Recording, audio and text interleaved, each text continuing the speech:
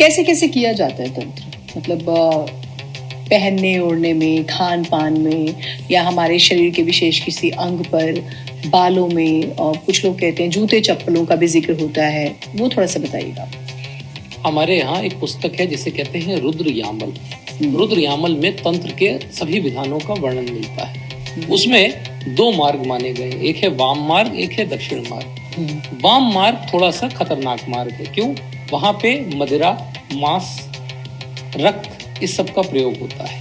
परंतु जो दक्षिण मार्ग है वो बिल्कुल ही सात्विक मार्ग है। दक्षिण मार्ग में आप नींबू, राई, लौंग इसका भी प्रयोग कर सकते हैं। तंत्र जब करा जाता है तो आपको तीन चीजें बहुत जरूरी हैं किसी भी व्यक्ति के ऊपर तंत्र का प्रभाव होने के लिए।